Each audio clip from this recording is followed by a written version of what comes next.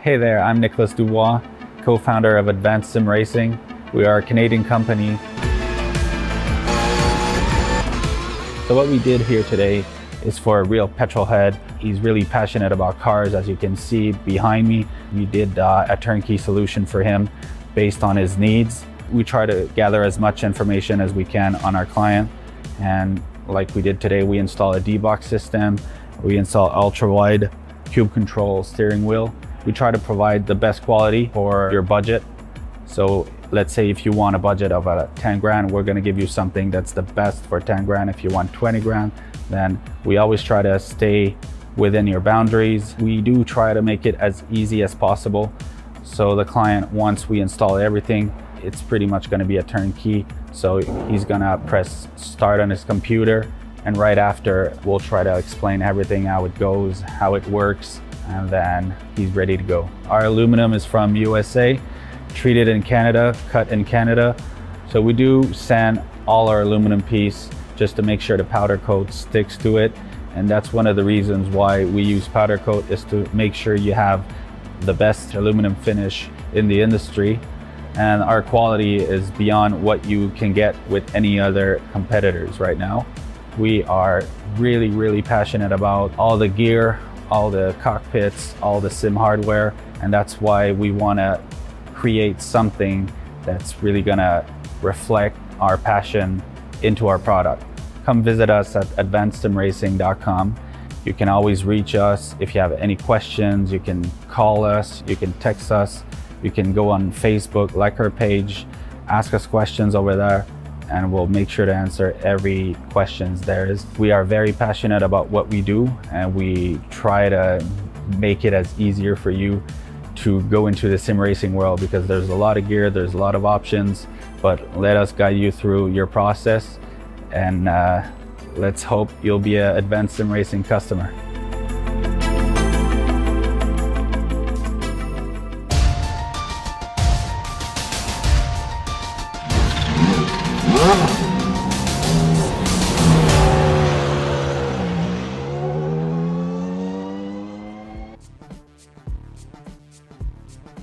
Four drivers are eligible for the championship tonight, but Liberante sits the most comfortably.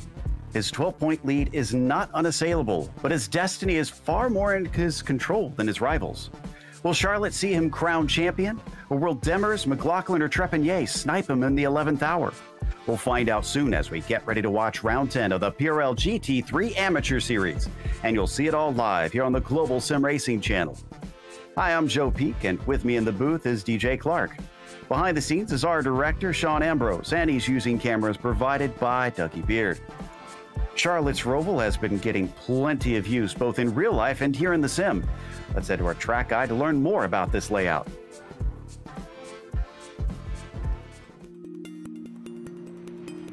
Welcome to Charlotte Motor Speedway.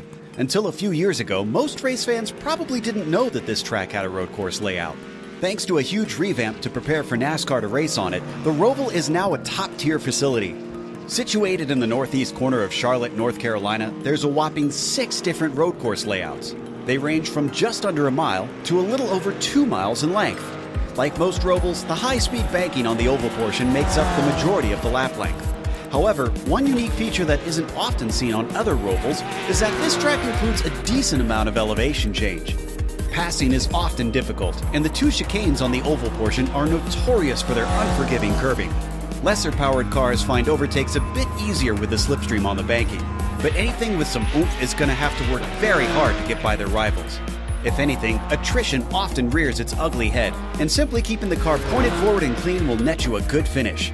While the debate rages on among gearheads on whether oval cars should race here, one thing is for sure: it provides some wild action and almost never disappoints the fans in the stands.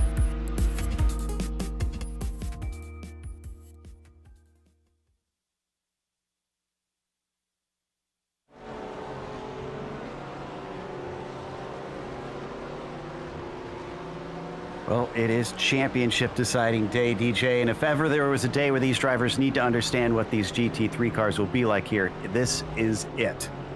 Indeed, Joe, and we and they were lucky to get a little bit of a sneak preview at it last night in the Pro Series here.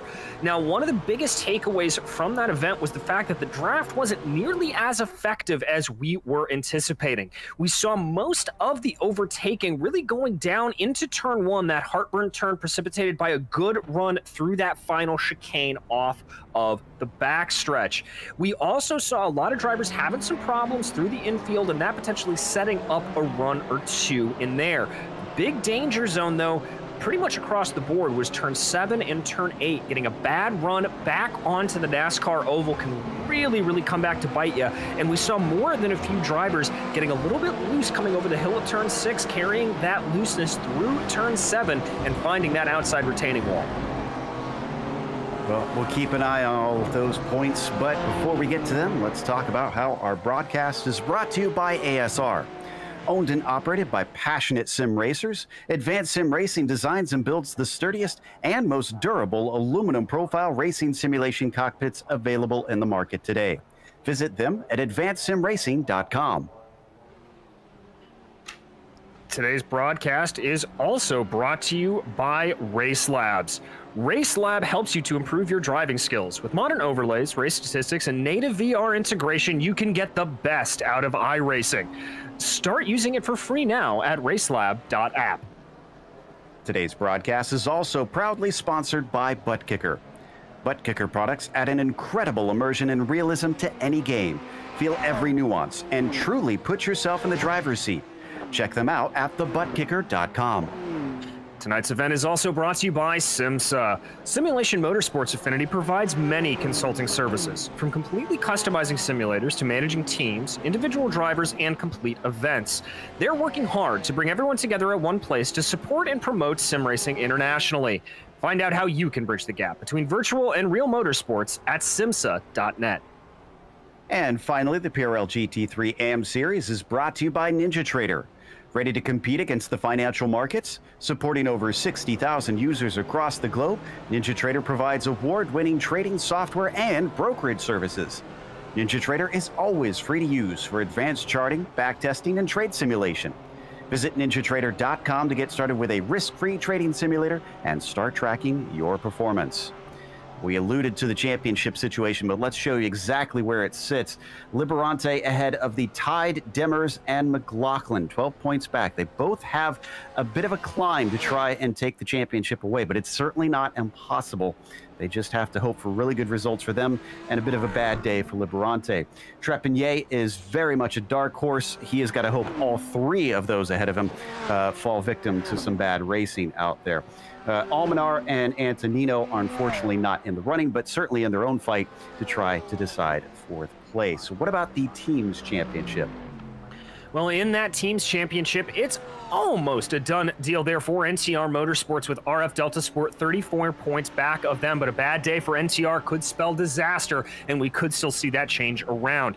Those two positions are locked in, though, because Apex Button Box is a big, about 120 points back of RF Delta Sport, and they're in their own little battle there with SDS Racing Team and Parabola Racing Cobalt, so some good action there to keep an eye on in the team's championship as well.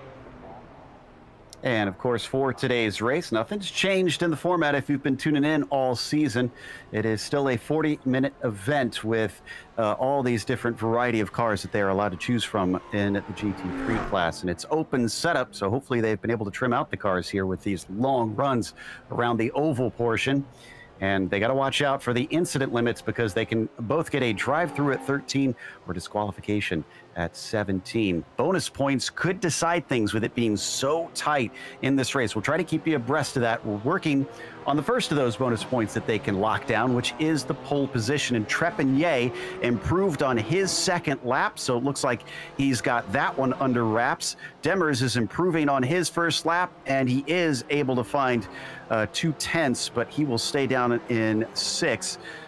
Actually gets bumped to 7th just now. So we look at Spencer Simkovich sitting in 11th. He is way down on his best time. Looks like that's an out lap. Yeah, I think it is for Spencer. And I do think track position is going to be relatively key around here. As I said last night, it was pretty difficult to get an overtake done as we watched Brett Barrett there unable to set a faster time for that number 32 machine. So I think drivers really are going to want to try to start, if I can actually use my words there, try to start at the pointy end of the field. There comes Neil Alexander. He's going to put in his first time for 11th as Matt Hilton goes up to 6th behind him. Things are switching around quite a bit, but they only get 10 minutes in this qualifying session. Oh, and, well, Bochel certainly won't have that one count as he kind of cuts across the grass there. So Charles down into the line. We switch now to our pole sitter, Trepanier, out of the final chicane. He's about 3/10 up on his best, and it's a 16.721. Looks like he must have lost that there in that last chicane there at the final moment, but still improved by about 100th. Did indeed. There goes Charles Sumner. I think that was an outlap there for Charles as he works his way around here. We saw a very good run out of him last night in the GT4 AM category, so a very, very good, hoping to categorize on that. Baron Glover able to bump his way up to 11th. Ward looking like he's not going to go anywhere, but this is the real question, Joe. What does Nick McLaughlin have? Coming across the line, a 16.8, which is the first lap he's been able to set, and that puts him within a 1/10.5 of Trepanier. Still got time to try and go quicker and get that bonus for pole. The good news for him, though, is that Race Liberante is not faring too well so far in this qualifying. He's still down in 11th, about a 1.5 off the pole, and he just is coming to the line now. Let's see if he can go any quicker. It looks like no, that one did not count for him. Yeah, I think that was an outlap for Liberante, so he's going to try to get things spooled back up and keep going. Here comes Desjardins around that final NASCAR corner. That's NASCAR 3 and 4, turn 13 and 14 on the circuit. Lining up for this tricky chicane. We saw a lot of drivers falling afoul of taking a little bit too much curbing through there. Desjardins not taking too much, but he's not able to get a good time on the board. Demers is up next, tied for second in the championship, but that looks like an outlap for him as well. So we head to our pole sitter, Trepanier, another one on an outlap. 3 minutes left. They'll get maybe 2 or 3 more laps in as Sumner cuts the course, so he's, of course, not going to see that one go up on the board as well. And Nick McLaughlin coming back out onto the track after resetting. So he's really got to start hustling here as Kwok Nin comes through and does not improve on his time.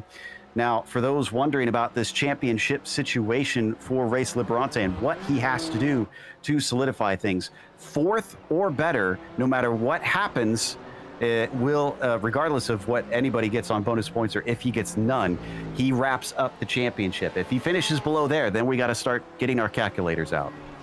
Well, and he just did himself a huge favor, Joe. He just was able to improve his time by about 0.5 of a second and bump his way up to 5th. So that's going to put him in prime position to try to take advantage.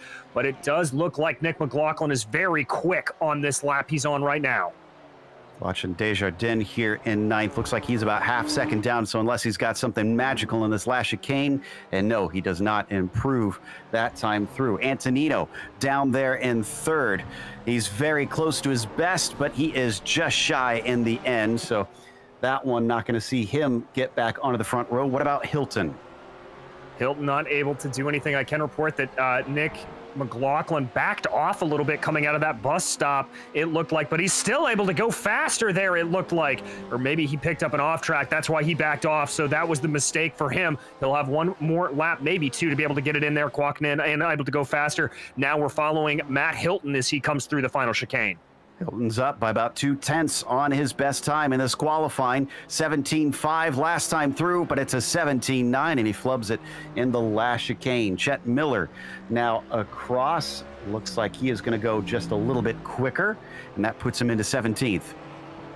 Liberante unable to improve from that 5th, but that'll be a good place for him. Remember, he needs to get 4th or better to lock down the championship. Drew Deweese unable to improve there, it looks like. Watching Marc-Andre Desjardins coming around, it looks like he's got about 0.7 up on his best time right now. Let's see how he goes through this final sector. Comes across the line. Is he going to be able to improve? Yes, he is, and that's going to bump him all the way up to 4th. Demers still not finding that speed, so he stays down in 10th, and he's got one more lap to try and get higher up. His hopes of this championship have been slipping away in the last few rounds. Trepanier, that time by, looks like that lap was discounted. So last attempt for him to try and go quicker to get himself farther away from McLaughlin. And actually, McLaughlin is not out on track, so McLaughlin is done. Yeah, he was having problems, just couldn't get the car hooked up. There goes Eric Luke going a little bit faster. That'll bump his way up to 5th. Crucially, that'll put Liberante all the way down into 7th. So now he's got some major work to do. And I believe that is him behind Chet Miller there, maybe taking a little bit of a draft. But I don't know if Liberante's got it. He's up 5/10 though. Does he improve? No, and the checkered flag is out. So Liberante is going to have to start from no better than 7th. That is going to be tough for him because that puts him outside the safe zone at the start of this race. Marc-Andre Desjardins sitting on the outside of the 2nd row, up by about 1/10. Let's see if he can keep that up through that last chicane. Very tough to be good through here, and he is absolutely chucking it in as he crosses the line. No, he loses out, and he does not improve. Unable to do it there, as is Demers. He's not able to go any faster here. I think Trepanier may just be trying to go here for a little bit of ego. Big clobber of that curb, though, and he's not going to go any faster. No, that one, unfortunately, will not do it, but he has the pole anyways. We've got a few left that are trying to beat him to it, but Kwok Nin is going to abandon it, and he is the last driver with the ability to set a lap. So that means our grid is now set, and let's go through that starting order. Vincent Trepanier was on the pole. He takes the bonus point, helping his unlikely chances. McLaughlin starts from 2nd. He could upset the apple cart here in the championship. Antonino will be 3rd with Desjardins in a P4. Then it's Eric Luke in 5th. Matt Hilton starts P6. Liberante, unfortunately, starting 7th, but that is not the death knell yet. We just need to watch carefully. Brett Barrett starts 8th. Zanadakis 9th, and Demers will round out your top 10. Starting off in 11th, it's going to be Kwok Nin, followed by Baron Glover, with Spencer Semkowicz and Baron Hilton lining up behind them. Neil Alexander will be 15th, followed by Drew DeWeese, with Chet Miller and Charles Sumner in 18th. Rounding out the last of your top 20, it's Guillaume Hiard and Jordan Walker. And then we have 3 drivers who did not qualify: Hotham, Larson, and Boschel. However, Larson is not in the server, so I think we only have 22 drivers that look like they are going to take part here today. So we can keep on our timing sheets, or our scoring sheets, I guess, in this case, that the bonus point will go to Trepanier. So no matter where he finishes, tack on 1 for sure, but then he has to run a clean race out there, and he also has to look for that fastest lap to increase his chances of making up that monumentous 23-point gap to our leaders as they continue to grid up.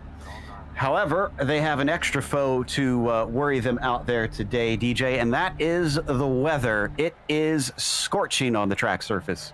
Yeah, it really is. Only 79 degrees ambient temperature, but 111 degrees Fahrenheit. That is going to play havoc on these tires. Remember, they're not going to be taking tires during the pit stop sequence, so it really and truly will be an issue where they are going to have to just deal with it.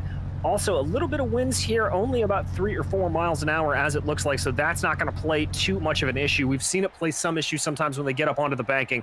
I'm not thinking that's going to be the case here. Things get all the more interesting, and I'm trying not to confuse our viewers here, as I know there's going to be a lot of numbers thrown around, but this also obviously could tie. Now, if they wound up tying on points and don't, neither of them wins, they're tied on wins right now. Liberante has 4th, and, well, McLaughlin, I should specify, has 4 wins. Demers has no wins, and Trepanier has no wins as well. So between Liberante and McLaughlin, if neither of them wins, but they wind up tied, we have to go to second places, most second place finishes, to figure out who takes the championship between them. And that could potentially happen. I know it sounds unlikely, but if Liberante finishes 5th and Trepanier or McLaughlin makes the finishes second with some bonus points, he actually could wind up tying him on points and not having the win, and they could be tied on wins at the end of this 10-race season. What a fascinating development it has become here late on in season 3 as we now watch them take off around on the pace lap. Let's see who is able to take on the pressure that is being dealt in this storybook situation and able to stand up to the test. Well, it's going to be tricky. I think if you are Nick McLaughlin, you're obviously going to be fighting for the front of this field as hard as you can. We've seen him be able to run very, very well over the course of the season. Demmer's obviously a lot of work to do, but I really do think for Race Liberante, for him, he has got to be a little aggressive at the start. I think if this field starts to fan out a little bit and a gap develops on the way to that crucial P1 for him, he's going to have to be very, very aggressive to get forward. Look for that 34 to make some moves at the start of the race. And he's not unfamiliar with running up at the front, which is why it's so strange to see him qualify this far down. In fact, he won at Long Beach back in round 8. He didn't show last round, and unfortunately he had to take some drop points, which has put him in the situation that we are in right now. But what has been slightly bad for him, having some issues last week, has given us some serious drama coming into the final race. And we come up onto the banking for the first time here on the pace lap. The drivers will get a taste of this at speed next time through. And you were saying that yesterday, though, this banking didn't really seem to make that much of a difference. That surprises me a little bit, DJ, but that could be, I guess, good or bad news, because I guess good, since you could potentially try and keep drivers from holding touch with you a little bit easier, but bad in case you're the driver behind trying to chase. Yeah, exactly. You just had to be very, very aggressive. That was sort of what we were seeing out of everybody trying to get things up into there. It wasn't like we were seeing at Daytona, Joe, where you could really make that slipstream work. A lot of guys just being forced to follow behind, not able to get the full run. Like I said, most overtaking we saw yesterday was down into turn 1, the heartburn turn, and having to be very aggressive through the infield section. Okay, well, they are getting ready to start now as the pace car is going to peel away in just a moment, and Trepanier will have control of the field. Can he finally get that elusive first win? Eric Luke's the only other person to have won this season. 3 drivers in the 10 rounds have hogged them all. There goes the Porsche pace car. Trepanier and his BMW gets going early before they get to the chicane. He does not want to sit and wait, and the green flag waves. They come to the line, and it is already stretched out. We get somebody spinning back there. Looks like Zanadakis involved in it, and I'm not sure who else. Otherwise, coming down in a heartburn turn, things seem a little bit cleaner. Yes, they do. I believe it looked like Zanadakis, maybe Bichelle and Barrett having some problems back there. Crucially, Race Liberante already making up 1 position, up to 6th as of right now, as he's been able to get around Matt Hilton. Leading away, Trepanier ahead of McLaughlin, still holding on to second as Antonino is in third. They got a bit of a gap down to P4. Desjardins, who is being chased by Eric Luke, rather, and Liberante quite closely. Yeah, it's starting to form up into a pretty good battle, and that gap is now about 1.2 seconds as they make their way up onto the banking, that gap between 3rd and 4th, and that is the last thing that Liberante wants to see. He wants to see all of these front runners running very close to one another. Cars starting to separate out a little bit as they get onto the banking, going through that bus stop on the back. Everyone keeping it relatively calm and collected here.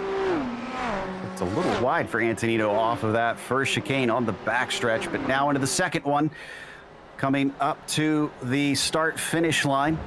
Let's see if everybody can handle those cold tires. No, they can't. Oh. Liberante, I think, just got into Eric Luke, who spins off the track. I was keeping my eye on it, Joe. It looked like a pretty hefty incident of ghost contact. Liberante definitely gave him some room, but let's check out this replay. Liberante setting this up out of the bus stop. Yeah, you can see it there. That was an unfortunate nature of the internet for Luke, and he has to go very far down the order because of that. In fact, I'm trying to find, yeah, he went all the way to 21st. He took a tow And I wouldn't think he'd need that since it wasn't a very hard hit and he didn't touch the wall. Yeah, I'm not sure. That may have just been a little bit of frustration from Eric. Luke, I know this isn't one of my favorite tracks, and if that happened to me, I may have called it quits, but we'll have to figure out what that was necessarily. Maybe picked up some damage we weren't aware of. But we continue to watch here. We're going to jump back up to the lead here. Is that there's about a 0.4 of a second gap now between Trepanier and McLaughlin. McLaughlin really starting to close. He absolutely is. He wants to try and take that 5th victory and really put the nail in the coffin. Make sure that he can win this championship without having to do any sort of count back as they come down in a heartburn turn. Trepanier, though, is doing well, holding up to the pressure being applied by that 62 machine, who we hop on board with now.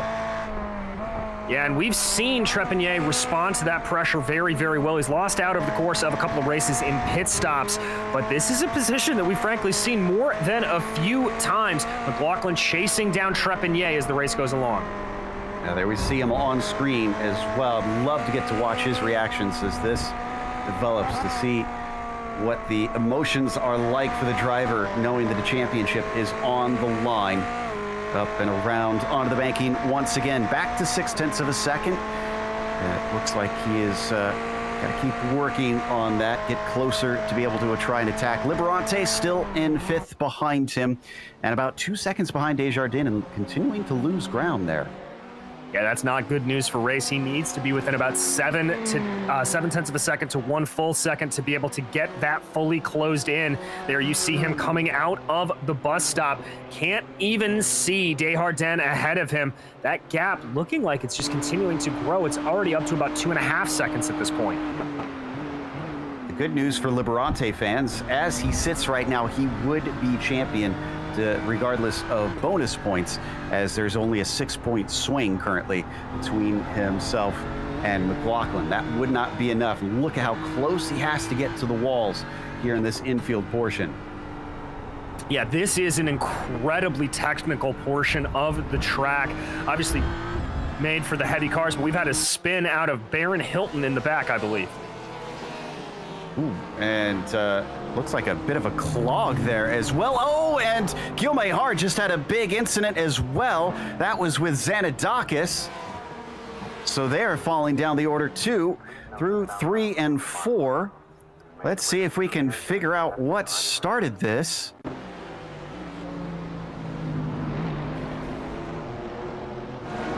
So here's Hilton. It's like he just loses it coming out of the heartburn turn, and then everybody kind of piles up trying to avoid, and that eventually dominoes its way to Huard and Xanadakis.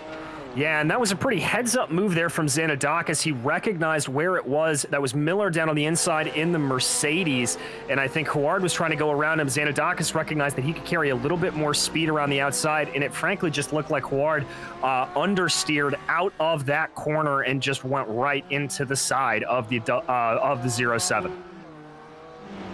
Back up to Trepanier. He's really putting it down now. He was able to run away from McLaughlin by a couple more tenths. It's now 0.9 of a second between the 87 and the 62. And Antonino as well. Look at that. The Porsche is very much in the hunt for this win. I'm sure he'd love to add his name to the tally of victors so far this season. Once again, heading on to the banking. He is actually closer to McLaughlin than McLaughlin is to Vincent. Yeah, he is. Nick not having the best lap last time out. He was about 0.3 of a second off, continuing to lose a little bit of pace there. Able to gain back under braking as they Constantina back out a little bit. Gap expanding to about a second, getting up onto the banking. Don't need to go to it, but we had an issue for Drew DeWeese and seems to have lost a few positions. I think he had a cut course penalty. He is down to 11th. Watching them through that final chicane once again as we ride on board with Antonino into heartburn turn. Keeps it at about that half-second gap. McLaughlin now down by 1 second. The win is looking like it may slip away from him, but there's still plenty of racing left to go. We haven't even talked about the pit strategy here today yet. No, we have not. And the truth is that we kind of saw both sides of the coin play out yesterday, Joe. We saw the undercut work out incredibly well. I had a driver coming in on about lap 8 and taking service and then going to the end and making that play out. We also saw some of the overcut working out as well. So it's a little bit of driver's choice here. I think part of it is going to be is where you are in terms of traffic. You don't want to lose too much of the draft coming around to the big oval here, but at the same time, you do spend so much of this lap in that narrow, twisty infield section, and it can really check you up if you're checked up behind somebody. Top 3 still cruising around, but behind them, I'm noticing that RaceLab, who we thought was falling back, is suddenly charging back forward again and has got it down to 1.1 seconds behind Marc-Andre. Yeah, I've been keeping an eye on this as well, Joe. I'm wondering if Race maybe was overdriving the car a little bit on those opening laps, and he just overheated the tires a little bit, chose to take a couple of laps to cool them down, and now he's able to start pushing. Yeah, once again, about 0.2 faster that time by. So it is down to 0.4 of a second. And as we watch through his windshield there, you can see them on the bottom of your screen, the differences between the two drivers. BMW versus BMW here, so nothing between them in the make of the car. This is all down to driver and potentially setup. Exactly, whether or not maybe Race has got that car a little bit more trimmed out or vice versa. Apologies, by the way, last night the driver that made the undercut work so well was Eric Morales, or Diego Morales rather. Absolutely incredible, stopping on lap 8 and going to the end. It's down to 0.2 now. Race is on a charge. Down into the back stretch chicane. If he can get himself a good exit, could he set himself up for a pass into the front stretch chicane? Didn't look particularly strong, and in fact, he lost those 0.2 back. And yeah, I think he's going to have to try again a little later. Maybe starting to struggle like you were talking about earlier, as he is good on the brakes into that last chicane, and finding himself having a hard time sealing the deal now that he's gotten close. Yeah, just struggling a little bit with that dirty air. I would have expected Race to be able to maybe get the move done here, but let's see how he handles coming through this infield section, that sweeper of turn 2 and down into turn 3, that sort of mini infield stretch right there before they start to go up the hill. They now work their way towards the exit of the infield portion. This is where he needs that excellent exit. Watching from the gearbox of Desjardins. And this is where RaceLab seems to have a little bit of better legs than Marc-Andre. He continues to close in, and Marc is defending even. The 206 covering that inside briefly, coming back to the racing line now. Down through the first chicane of the 2. Let's see if this is the area that Liberante consistently doesn't like, and yeah, he falls back to 0.5 of a second where he was at 0.2 before. Yeah. Although we're going to jump back here, looks like we've got a little bit of a battle for P9. That's Neil Alexander leading Drew DeWeese and Spencer Semkowicz. DeWeese just able to get around Spencer going into the bus stop. Yeah, that happened right before this, but let's stick with this in case we see more pace out of Drew, starting from 16th here today and up to 10th position. He's only got 3 of those due to attrition, by the way. Huard is in pit lane, Hilton is as well, and Eric Luke, sadly, after his first lap incident, has disconnected from the event, so he is an official DNF. The other 2 could still get back into this race. Yes, and we got word, by the way, of why Luke ended up taking a tow and coming into the pits is that the way that that car was spun around is he was actually hit with an unsafe pit entry. And so that was going to be a massive penalty to him. Oh, so that makes sense why he didn't come back out. And Drew DeWeese has this car sliding all over the track right now, so he is wheeling this thing. He's looking for a second position in 2 laps. Behind him, if he messes up, Semkowicz is still there, and Brett Barrett is starting to approach, possibly making this a 4-car battle if something doesn't go right. Down into the braking, and Drew DeWeese is once again getting right underneath that rear wing of the red 76. Yes, he is very, very strong on the binders there. That Porsche is. So doing a great job with it. As you said, Semkowicz not out of this picture yet. Barrett starting to close in as well. I think as late as he braked, though, Deweese did sacrifice a little bit of speed going through NASCAR 3 and 4. There they come out of the final corner. And they start to separate out to about equidistant. But again, Deweese looking very, very strong on the binders. And I think we can officially say that Barrett is there now. He's within 0.4 of a second of Semkowicz. Behind them, a little wide into the first apex for Alexander, and wide into the second one as well. Deweese to the inside. A bobble from the 76 keeps the door open. And this is a difficult and fast corner. All of them having to check up with that too-wide situation. Now allowing an opportunity behind them for Brett Barrett to get involved. And it looks like Deweese is able to take the spot, but he just smacked the wall out of 7. Oh, and that'll come back to bite him. Hopefully he's not going to have too much damage, but it definitely blunted his momentum a little bit. There you can see Neil Alexander diving to the inside. That's going to be Brett Barrett as well, trying to take advantage of that lost momentum for the 5-2-3. And here they come down into the braking for the bus stop, and they're able to gather it up and keep going. But now this is all back to Drew Deweese to try to regain everything and hope that there's not too much damage on that Porsche. It took a real lick, so I'd be surprised if he wasn't suffering on some pace. He was in 9th for about 2 corners, and yeah, he's coming in right now. Yeah, he must have done a lot of damage to that thing. Yeah, definitely took a big lick there, so he's going to at least try to come in, maybe at least reset his brain. But with that battle up ahead there, that is Barrett all over the back of Neil Alexander. Alexander just having a hard time keeping some of these cars at bay. Barrett was down, I want to say, in 12th place before all this. He's up to 10th, looking at 9th very quickly. And once again, turns 3 and 4 seem to be not very kind to Alexander as he went quite wide. Barrett saw the side-by-side last time, thought I can do that again. Gets to the inside into 5.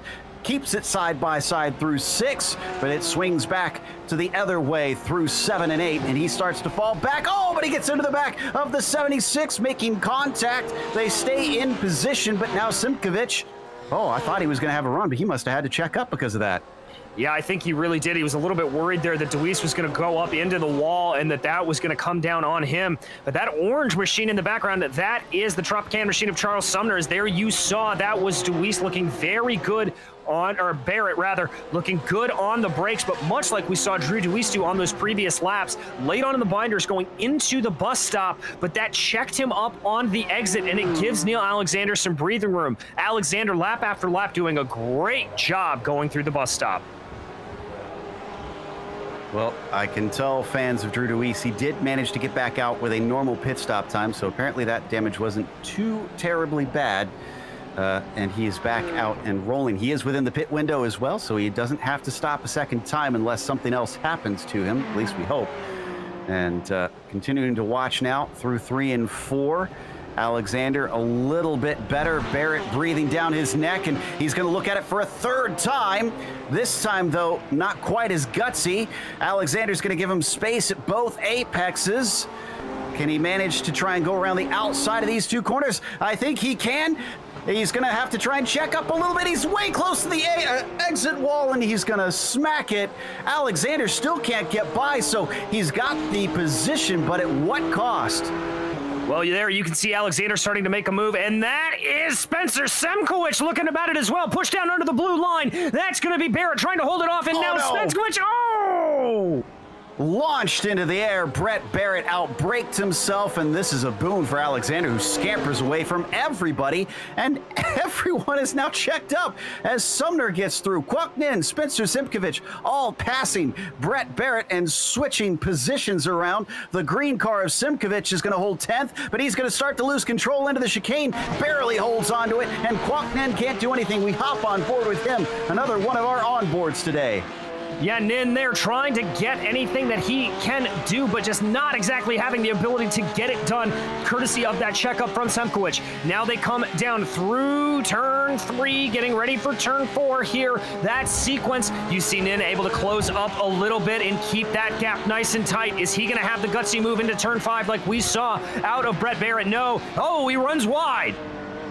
And there goes Barrett through. So Barrett back up into 11th. We've seen 2 cars now hit the outside wall quite hard in this section and still being able to continue racing at a decent pace. As we go back to second, Antonino has suddenly closed back down the gap that he had before. It is to 0.5 of a second. I think there was a bad lap on lap 12 for Nick McLaughlin looking at his times. And he is going to try to have to refocus. He's already losing the championship as it is. I'm sure he doesn't want to fall farther down than he sits currently. Yeah, he's got about a 6.5 second gap up ahead of him to Vincent Trepanier, so that is going to be very, very hard for McLaughlin to overcome at this point. And now with Antonino all over his rear wing, he's going to have that to worry about as well. Pretty good line there for McLaughlin. Looking at that last lap, he was only about 1/10 of a second slower than Antonino, so should be able to try to keep him at bay if he keeps everything gathered up under him.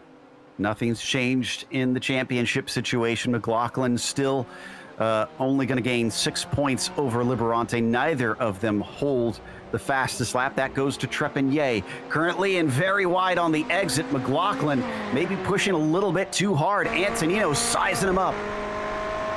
Indeed, he's got a good run. I think McLaughlin's going to try to force him to go around the outside. Looking to the inside is Antonino. No, he's going to back off and check up. Maybe he'll try to remove it here into turn 1, but that's a better run out of that final chicane for Nick McLaughlin. He'll buy himself some breathing room. Even still, I think Nick McLaughlin is the one that we're seeing buckle here today. Liberante may not have qualified well, but sitting in 5th puts him in a good spot. He could still technically lose the championship by finishing here, but it will come down to bonus points from there, and McLaughlin will likely have to win to do it. And I think, do we have a pass for position? No, excuse me, that's timing and scoring just taking into account a driver pitting right now. I think Brett Barrett has come down to the lane. He has indeed, Joe, pretty much splitting this race in half. Now, we saw some drivers all make it all the way to about 8 minutes to go in this race. Oh, that's a spin in the back. That was Alexander in the infield. Ooh, and Neil Alexander, unfortunately, going to fall to 13th after he was doing such a good job of holding back so many challengers. But I heard a lot of the drivers talking about this before the race. They said that the Porsche just does not like handling at this track, and I think we'll see that here, the way this tail goes around. Well, Joe, it's a rear-wheel drive, rear-engine car, and yep, no grip on those rear tires. It just slipping and sliding around there, and that Porsche coming to a halt on the wrong part of the track. Yeah, Porsche's very, very difficult to control under the best of circumstances, and the way this track is laid out, it just doesn't seem to get the grip that it needs. Got a little bit of a fight for 6th place in the meantime. Hilton ahead of Demers. He's got about 0.3 of a second. I've been keeping half an eye on Antonino. That continues to be close. If that gets any closer, I'll try and give a shout.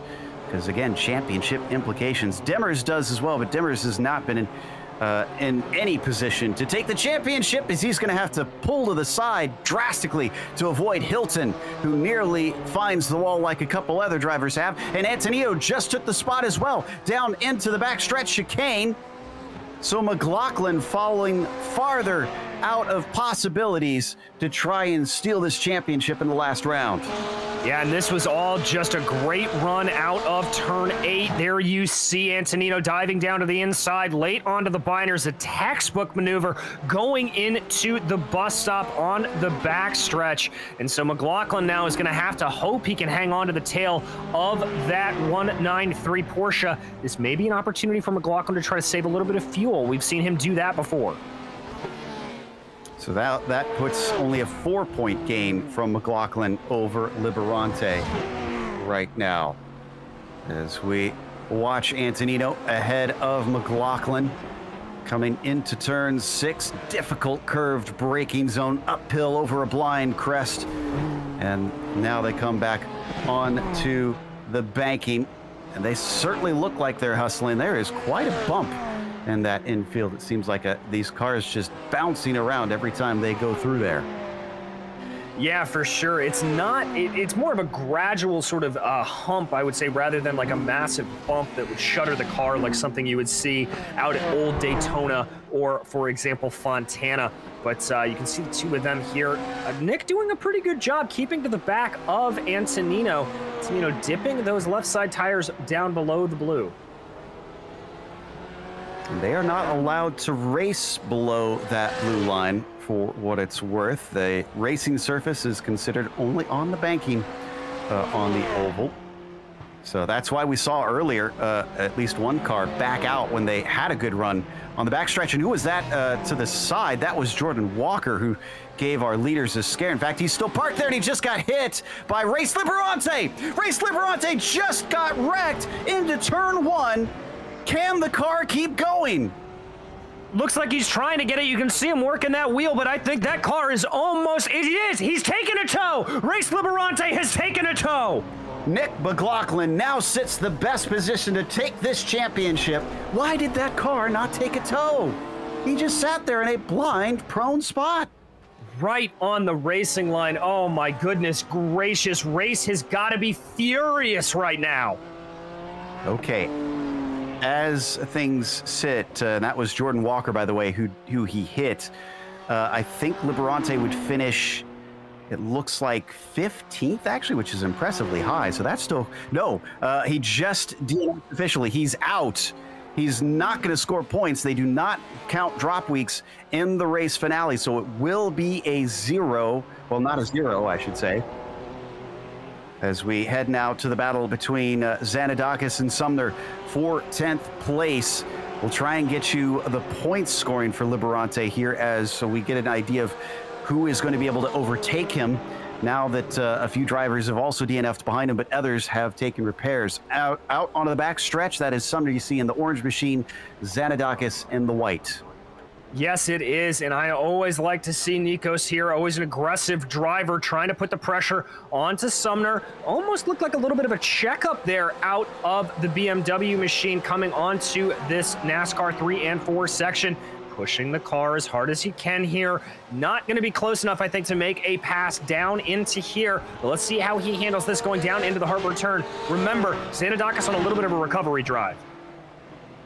Okay, the plot thickens here.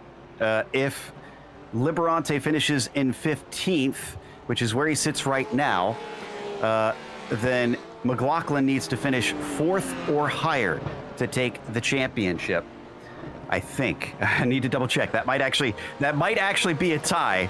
I need to double check on that. If that's a tie, then it gets even more complicated because neither of them will win as they sit. In the meantime, we continue to watch the battle on screen between McLaughlin and Antonino. Nick is trying to do his best to make sure this doesn't become a tie. It won't be a tie right now with this 3rd place, but a 2nd would be oh so more comfortable. Yeah, exactly. And I wonder if that extra pushing there out of Nick McLaughlin means that he knows the position and he wants to push himself forward. I also wonder if it means that he's hit his fuel number and he can now go all out. That's a good point.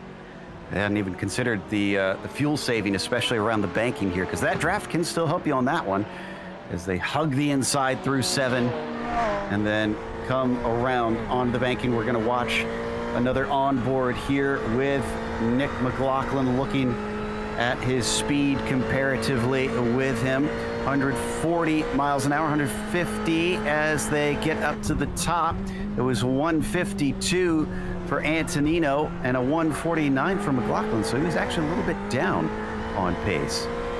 That's not entirely surprising, Joe. As we've talked about a couple of times, that Ferrari that McLaughlin is in is known as a really great all-around car. It doesn't necessarily excel or have any faults in any one particular area. The Porsche, a little bit slipperier in a front line, little bit in a straight line, a little bit faster on those long straightaways. But as we've talked about, the rear engine and rear-wheel drive does make it very difficult to control, as Antonino giving us a good example of that, almost losing the rear end through the first turn. Antonino doesn't want to hand this one away. He may be well behind Trepanier, who, by the way, I know we haven't talked about him, but he is leading, and it's by quite a margin. It's up by 9 seconds over Antonino right now.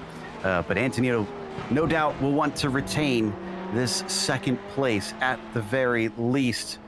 And coming out of the infield one more time, McLaughlin just filling up his mirrors here with only 13 minutes to go. But we should see plenty of drivers start to pit now here.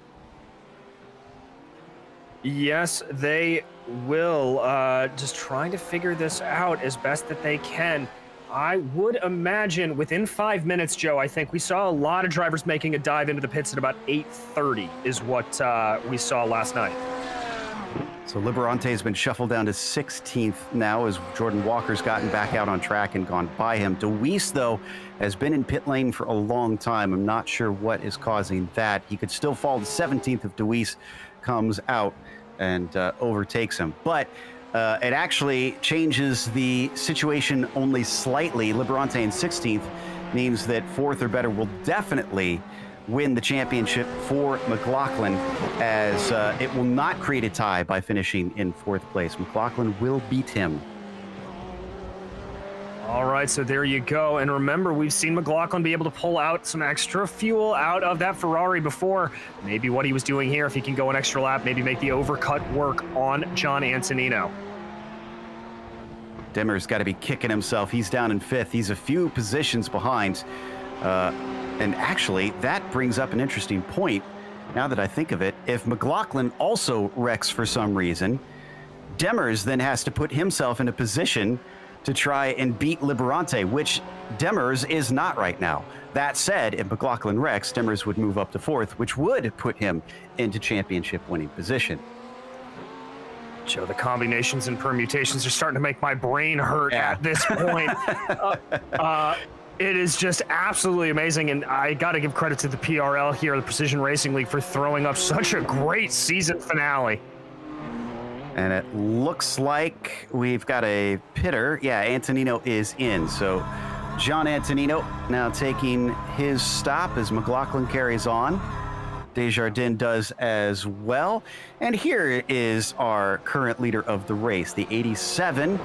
Still running away with things and finally going to get himself a victory after 5 top 10s so far this season, and even took 3 of the pole positions. So the pace has always been there for Vincent, but for some reason the Canadian just could not seal the deal. Well, sometimes it just takes the combination of track and time to be able to get everything to sync up, and knock on all the wood you have, folks, but it certainly looks like Vincent Trepanier doing a pretty good job here of making both of those things work to his favor. Antonino back out in 6th place for what it's worth. He is now the highest car who has finished his pit stop. Zanadakis is going to get a spot over Simkovic, and that was into Heartburn Turn.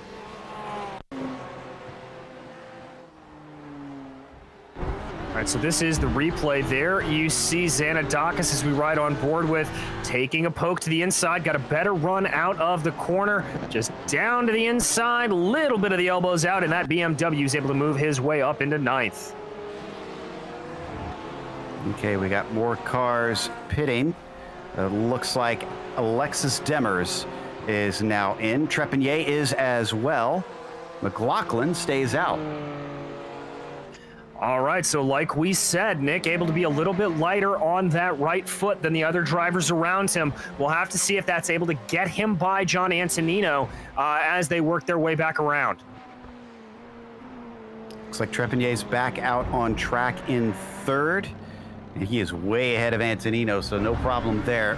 No surprises, frankly, with the distance between those two. We're on board with Trepanier right now.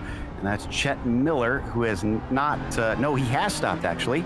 This is a lapped car, so this is not for position, and both of them are done with their stops. Yeah, they are, so a little bit strange on that one. Some more pitters coming in. Looks like Glover, Zanadakis, Semkovic, all coming into the pits there on lap 23 to take their stop. There goes Chet Miller getting out of the way on the high banks. Great heads up from him there. Just knows that that's not his fight. That's not for position. Just going to let him through. McLaughlin, there he goes. He's all the way to the end of that fuel tank and pits. Desjardins follows him down as he comes to the apron to get the car woed up. And that means that Trepanier, in just a few seconds here, is going to retake that top spot. Yeah, Yes, he will. There you can see Trepignet flying on by right now, keeping an eye on Antonino and where he will come out in relation to McLaughlin. Yeah, that's a good question. That was so close. Antonino just crossing the line. Now McLaughlin just getting started rolling, but it's a bit of a shorter distance there. It's very close. Oh, but he spins. He spins. This is important. He can't fall lower than 4th place, remember. McLaughlin gets it going. Where are his rivals? Looks like he only lost a few seconds. And it looks like Demers is too far behind to take advantage, so McLaughlin will be in 3rd. Crisis averted. Oh, but a heart attack moment there for our champion in situ.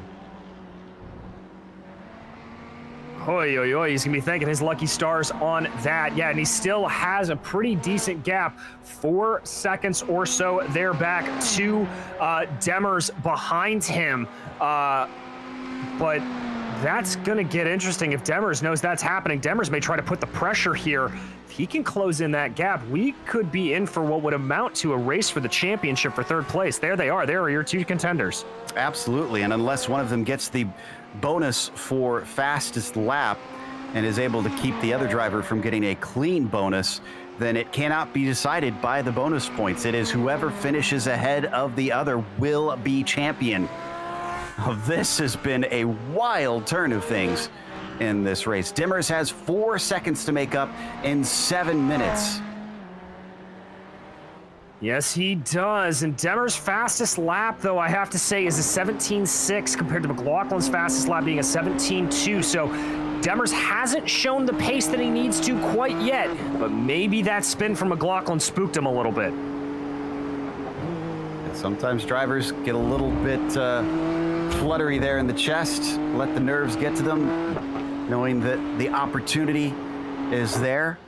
Taking another glance in the meantime at Trepignet. The good news is that the clouds have been really coming in over the course of this race, and you can see the temperatures are far down to what they started as.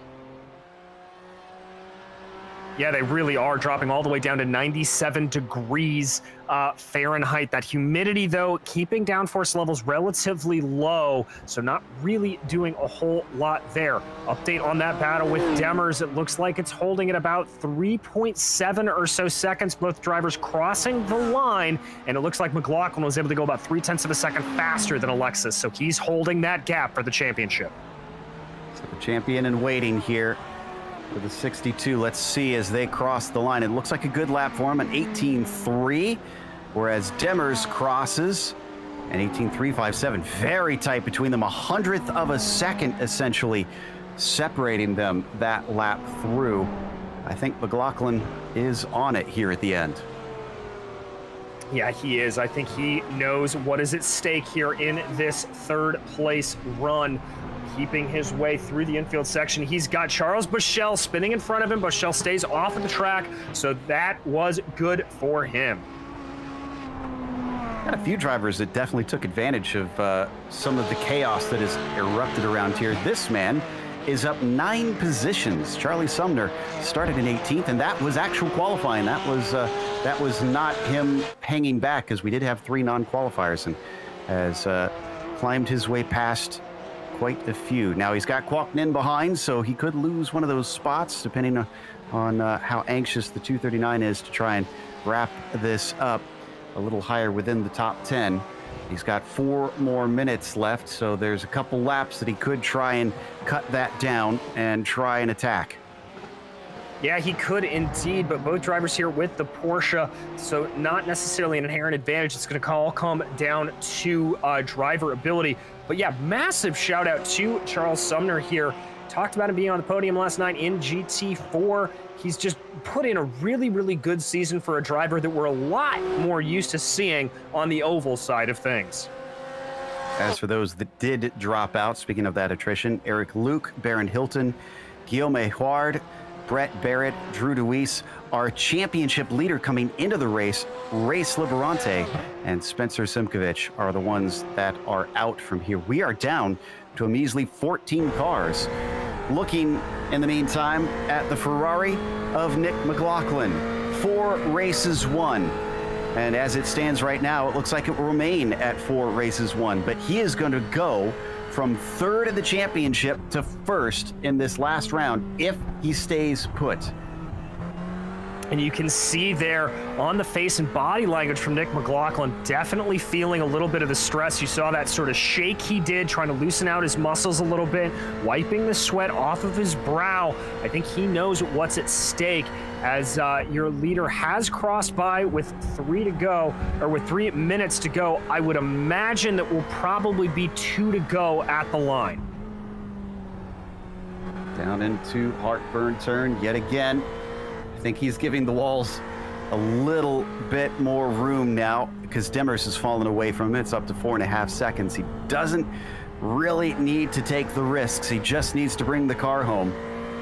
With so few laps left, I wonder if he knows that he is in the championship winning position from here. He's definitely got a little bit of a smile there, so I think that either his spotter or his crew chief is just giving him a little bit of jokes in his ear, or maybe he knows it. Yeah, there you can see the stress as he jokes about it. He knows where he is. He knows what's going on. Definitely some communication going on. Trepanier is actually coming to the line now. This will give us an idea. And yes, 2 laps to go here as he crosses 15 seconds that he's managed to pull over the 193 of Antonino currently. But Trepanier, even if he's going to miss out on the championship right now, has got to be feeling pretty good. For sure, Joe. We've talked about it a couple of times, the bad luck bug coming out to catch Vincent earlier in this year. It's great to see him end the season on a high note. He is a fixture here in the Precision Racing League, picking up this win in the GT3 AM Series. It's going to feel very, very good for the driver of the 87. He's just got to pilot around about 1.5 laps more, and he'll be able to take his first victory. It's been quite an interesting championship, not just because of this last round with 4 potential victors coming into it, but also, we haven't mentioned it yet, but Nick McLaughlin had a 10-point penalty coming in here. He actually would have only been 2 points behind coming in if it weren't for that. So he was a bit of a naughty boy earlier on in the season, and yet he is still standing on the precipice of overcoming that and becoming champion so far. And flashing lights, you can tell that Trepanier is feeling pretty good because it is white flag there. He knows that it is 1 to go, and he is set to finally take the victory. It took him to the last round, but all he has to do is just cruise around in this last time through. Yeah, flashing his lights and excitement there. I love the way he was taking the heartburn turn, though, there, Joe. Still pushing the car. You can see really going on the limits there. Just kind of driving as hard as he can, driving the line that's been working for him this entire race. That constant flashing, though, you can tell that underneath that sim helmet, that is a very, very excited driver for NTR Motorsport. We know at the least that he's got 37 points under his belt. If he gets the clean driver bonus, he'll finish on a perfect score here tonight. And I'm pretty certain that will not catch McLaughlin, but we'll try and do the math for you anyways after this is all and done. 1 more braking zone left to go here for Vincent Trepanier. Looks like Liberante got shuffled down to 17th, and that will change some of the calculations. But for this man, I don't think it's about the calculations. I think it's about the honor of taking a win in some very good company. Vincent Trepanier is going to be our winner here in the final round of the PRL GT3 AM Series. Absolutely great drive from Vincent, and I believe we'll check on that math, but that should secure the team's championship for NCR Motorsports as well. As we watch John Antonino of RF Delta Sport come to the line, a well-deserved second, and behind him, your championship winner, Nick McLaughlin. Unofficially, the 62 is your champion. We'll try and get that confirmed. Demers just behind him, barely missing out. And Matt Hilton coming home with a top 5 here today. We got a little bit of a battle between Sumner and Kwok-Nin here at the end. In fact, Sumner's out of fuel, I think. Kwok-Nin going around him. Unless he had a mistake that we missed.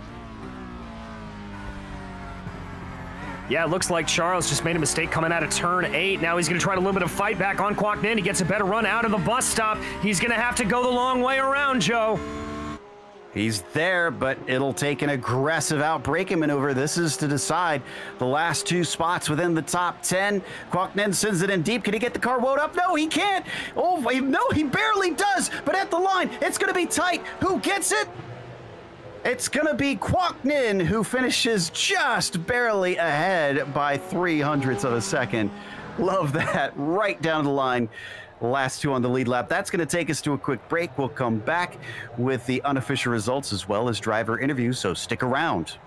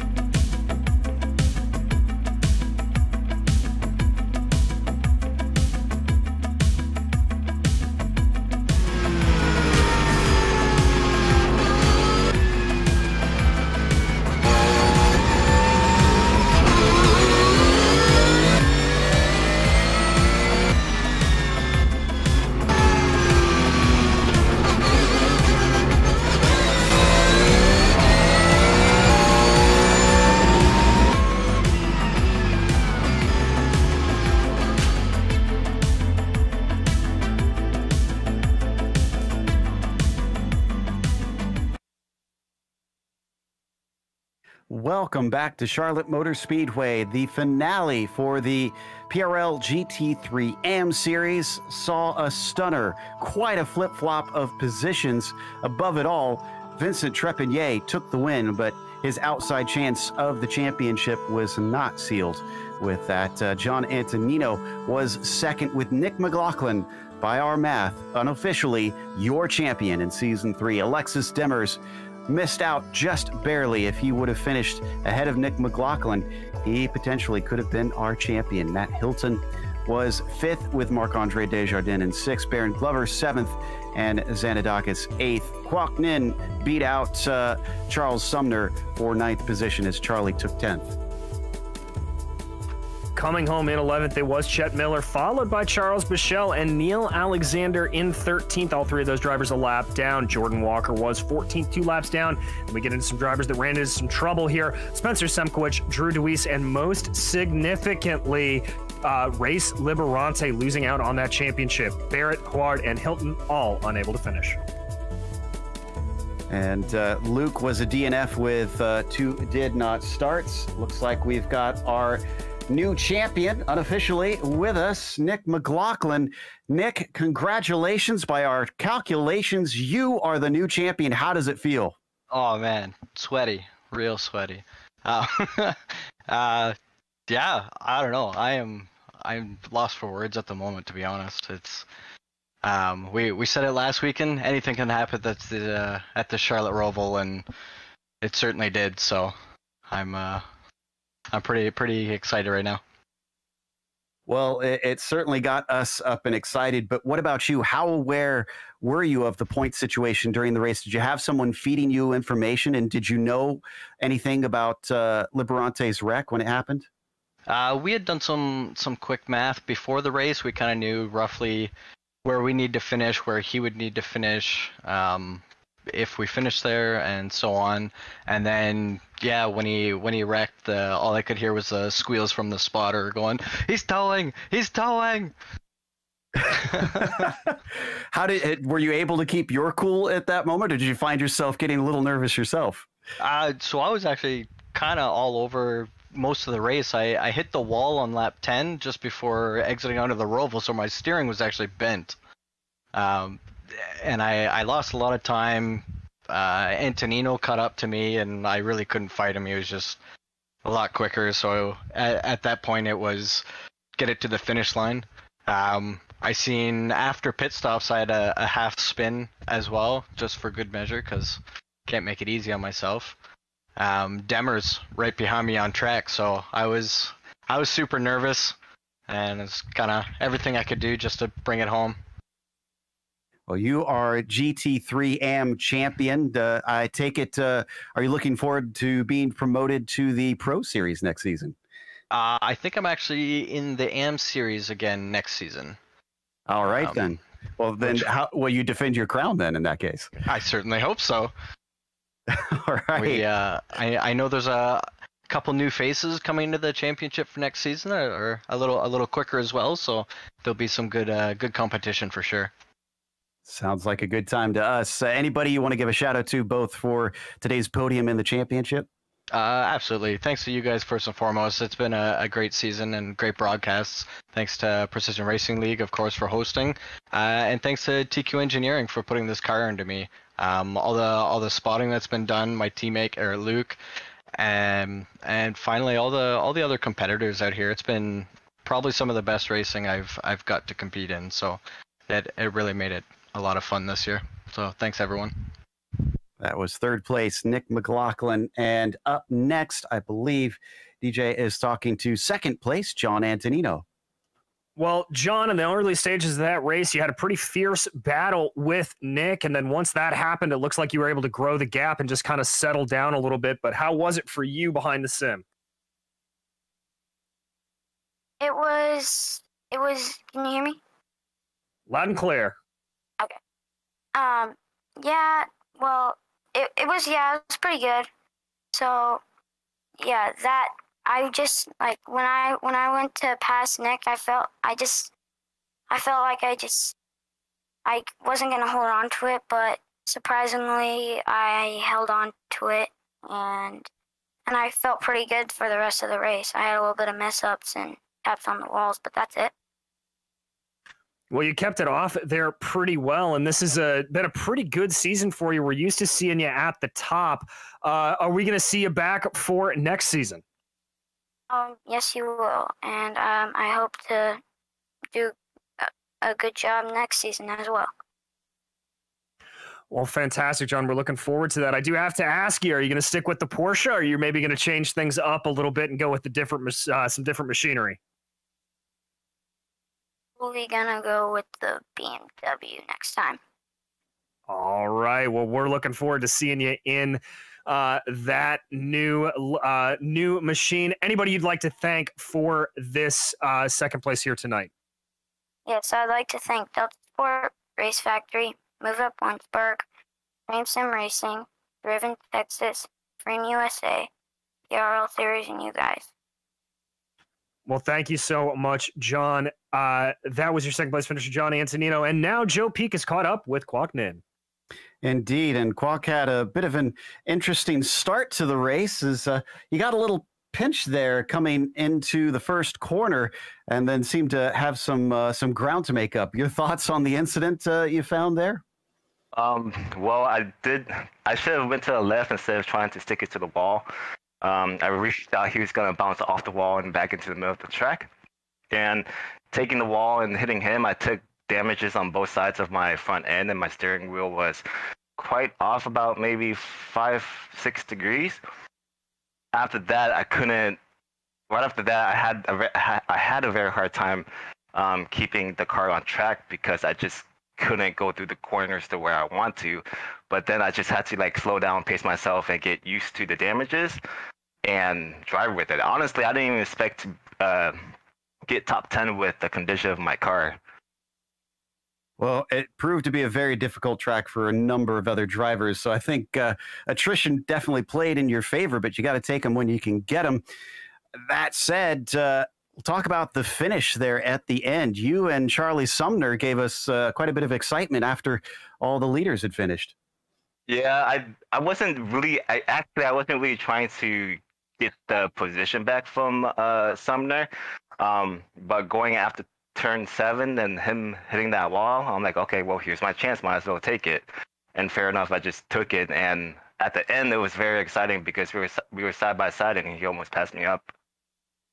Well, we were asking some of the other drivers there earlier that whether or not they intend to come back for the GT3 AM series next season. Do you plan to return? Yeah, I already signed up for the next season GT3 AM series, so I'm excited for that. Next year, though, next season, I'm probably going to be running the BMW instead of the Porsche. Sounds like you're not alone on that. Well, congratulations on a top 10 and can't wait to see you again.